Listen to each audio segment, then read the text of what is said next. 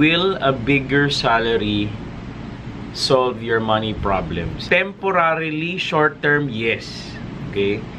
But di kami naniniwala long term na a bigger salary will solve your problems. May nagsabi, actually marami, nung nag-comment yung person, para bang ang daming oo nga, ganyan din parents ko, parang gano'n. So, doon mo makikita sa comments na parang majority sinasabi, ganyan din parents ko.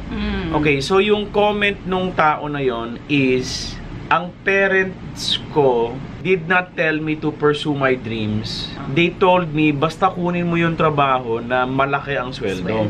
Parang, do good in school para kung mataas ang grades mo, makakapasok ka sa isang malaking kumpanya na maganda yung sahod.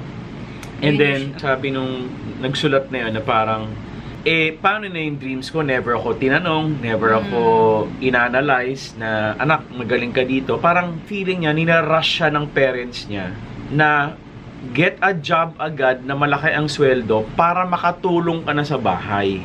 By the way, hindi kami naniniwala na dapat pine-pressure yung anak na you should already provide once may paycheck ka na o may pera ka.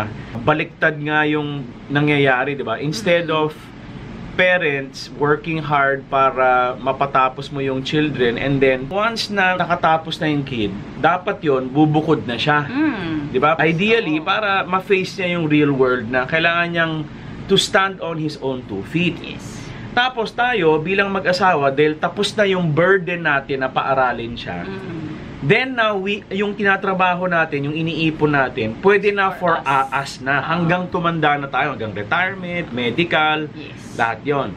Baliktad yung nangyayari. Ang nangyayari, yung parents, according to the children, pag nakagraduate na yung bata, sinasabi, uy, kuha ka ng magandang trabaho agad na malaki yung sweldo para you can help us na. So, nangyayari, bumabalik ng ganon.